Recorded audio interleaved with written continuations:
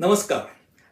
विधानसभेच्या निवडणुका केवळ 10 दिवसावर येऊन ठेपल्या आहेत आणि अशा वेळेला समाजातील विविध घटकांचा हा सरकारवर एक दबाव असतो, कारण त्यांना या घटकांची मतं सरकारला हवी असतात.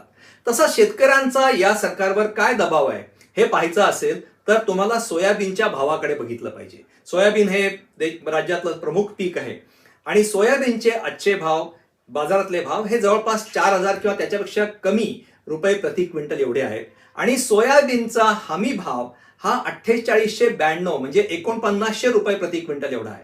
म्हणजे शेतकरी हा सोयाबीन 900 रुपये प्रति क्विंटल इतकी कमी किंमत घेऊन विकतोय. 900 रुपयाचं त्याला एका प्रकारे नुकसान होतंय आणि हे सर्व निवडणुका 10 दिवसावर असताना म्हणजे राज्यातल्या शेतकऱ्यांची ताकद ही किती कमकुवत झाली आहे हे यावरून दिसतं. याच्यातून काय निष्कर्ष निघतो? याच्यातून 2 निष्कर्ष निघतात. एक तर शेतकऱ्यांची ताकद इतकी कमकुवत झाली आहे की निवडणुका समोर असताना देखील केंद्र सरकारवर असं कोणतंही बंधन नाही, असा कोणताही राजकीय दबाव नाही की त्यांनी हमी भावाने तोंडदाखली का होईना काही खरेदी करावी आणि शेतकऱ्यांना आपण त्यांच्या बाजूचे आहोत, त्यांचं हित सांभाळतो आहोत असं सांगण्याची त्यांना गरज देखील वाटत नाहीये. हा पहिला निष्कर्ष. याचं कारण शेतकऱ्यांची ताकद, राजकीय ताकद अतिशय कमी आहे. आणि दुसरा निष्कर्ष आपल्याला असा काढावा लागतो की केंद्र सरकारला शेतकऱ्यांच्या मताची म्हणजे भाजप आणि युती सरकारला शेतकऱ्यांच्या मताची फारशी फिकीर नाही असं दिसतंय. कारण सोयाबीन हे विदर्भ आणि मराठवाड्यातलं सर्वात मोठं पीक आहे, एक नगदी पीक आहे आणि याच्यावर प्रचंड मोठ्या संख्येने गरीब शेतकरी, ज्याच्याकडे पाण्याची संसाधनं कमी आहेत असा शेतकरी या पिकावर अवलंबून असतो. आणि हे पीक असं आहे की ज्याचा आंतरराष्ट्रीय बाजारपेठेशी थेट संबंध आहे आणि आंतरराष्ट्रीय बाजारपेठेत भाव हे नेहमी चढ उतार होत असतात आणि म्हणून तर हमी भाव केंद्र सरकार जाहीर करत असतं.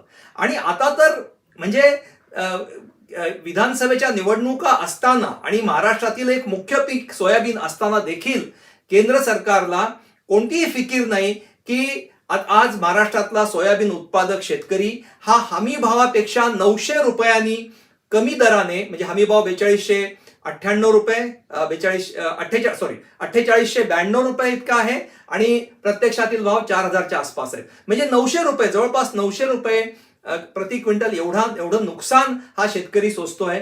तरी सुद्धा निवडणुका असताना देखील केंद्र सरकारला यामध्ये काहीही करावं असं वाटत नाही. नरेंद्र मोदी इथे सभा घेत आहेत परंतु त्या सभेमध्ये कधी सोयाबीनचा उल्लेख नाही. हमी भावापेक्षा इतक्या कमी दराने सोयाबीन का विकावं लागतंय शेतकऱ्यांना हे त्यांना बोलावंसी गरज वाटत नाही, कारण शेतकऱ्यांच्या मताची त्यांना फारशी फिकीर नाही, कारण त्यांच्याकडे इतर आयुध आहेत मतं मिळवण्यासाठी असं दुर्दैवाने दिसतं. मला तुमचं लक्ष काही महिन्यांपूर्वी छत्तीसगड आणि ओडिसा या 2 राज्यात झालेल्या निवडणुकांकडे वेधायचंय. त्यावेळेला तेथील प्रमुख उत्पादन हे तांदळाचं म्हणजे धानाचं असतं आणि त्यावेळेला आणि धानाची तर खरेदी केंद्र सरकार हमी भावाने करतच असतं. म्हणजे असं कधीच होत नाही की धानाचे भाव मार्केटमधले भाव हे हमी भावाच्या पेक्षाही खाली जातील, असं होत नाही. तरी सुद्धा तिथे मोदी गॅरंटी नावाने अशी गॅरंटी दिली गेली या दोन्ही राज्यांमध्ये निवडणुकीच्या वेळेला की आम्ही धानाची खरेदी हमी भावापेक्षा 25 ते 30% जास्त रक्कम देऊन खरेदी करू आणि तशी त्यांनी आणि त्यासाठी त्यांनी मतं मागितली आणि त्यानंतर त्यांनी तशी खरेदी केली. पण तिथे शेतकऱ्यांचा असा एक दबाव होता आणि त्यामुळे सरकारला ते करणं भाग पडलं. आज केंद्र सरकारवर कोणताही दबाव नाही आणि त्यामुळे हमी भावापेक्षा इतक्या कमी दराने देखील सोयाबीन शेतकरी विकतायत तरी त्यांना त्याची फिकर नाही. सोयाबीन हे मी मगाशी म्हटलं तसं हे एक आंतरराष्ट्रीय बाजाराशी जोडलं गेलेलं पीक आहे आणि सोयाबीनचे भाव ह्याच्यात चढ उतार होतात आणि सोयाबीनचे भाव फक्त सोयाबीनवर नाही तर सोयाबीनची जी ढेप असते, पेंड असते, त्यातून केक ज्याला इंग्लिशमध्ये म्हणतात, ज्यातून तेल काढलेलं आहे, अशी जी पेंड असते त्याची निर्यात देखील सोयाबीनचे भाव, शेतकऱ्यांना मिळणारे भाव ठरवत असते आणि त्या निर्यातीवर त्याची किंमत ही पडलेली आहे. त्यामुळे सोयाबीनचे भाव देखील पडलेले आहेत. पण अशा वेळेला खरं तर कोणतंही संवेदनशील सरकार असेल, कारण हा गरीब शेतकरी आहे, कोरडवाहू शेतकरी आहे, त्याचं एक महत्वाचं पीक आहे आणि त्याला तुम्ही हमी भाव देणं म्हणजे हमी भाव देखील जे काढले जातात त्याच्यामध्ये देखील सर्व उत्पादन खर्च काही नीट धरलेला नसतो. परंतु जेव्हा तुम्ही हमीभाव जाहीर करताय आणि त्याच्यात मोठ्या मोठ्या घोषणा करताय, तेव्हा या गरीब शेतकऱ्याचा सोयाबीन हा निदान हमीभावाच्या खाली विकला जाणार नाही, एवढं तरी त्यांनी केलं पाहिजे.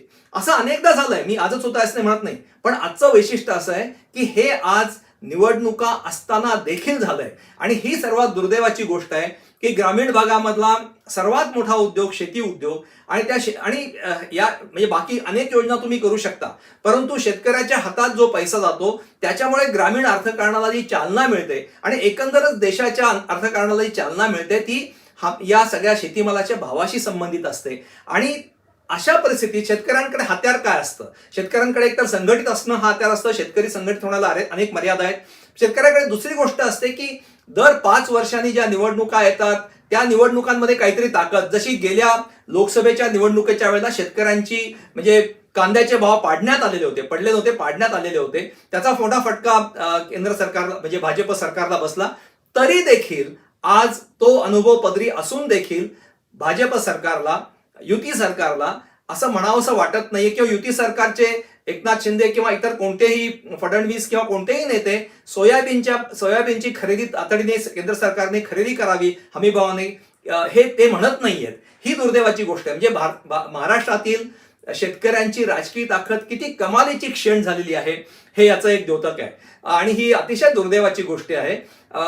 खरं तर आता गेली पुढची 10 वर्ष ही 10 दिवस हे अतिशय महत्वाचे आहेत आणि शेतकऱ्यांना जर आपला हा मुद्दा लावून धरायचा असेल तर खरंच शेतकऱ्यांनी रस्त्यावर आलं पाहिजे. आणि ही संधी अशासाठी आहे की तुमची मतं त्यांना महत्वाची आहेत, शेतकऱ्यांची मतं महत्वाची ठरू शकतात, पण हा असंतोष वर आला पाहिजे, तरच केंद्र सरकारवर दबाव येऊ शकेल आणि सोयाबीनची खरेदी होऊ शकेल. एकदा निवडणुका पार पडल्यावर आता तुमच्या शेतकऱ्यांकडे बघायचं कारणच नाहीये. निवडणुका असताना देखील जे सरकार शेतकऱ्यांकडे पाहत नाहीये ते सरकार निवडणुका संपल्यावर काय पाहणार आहे?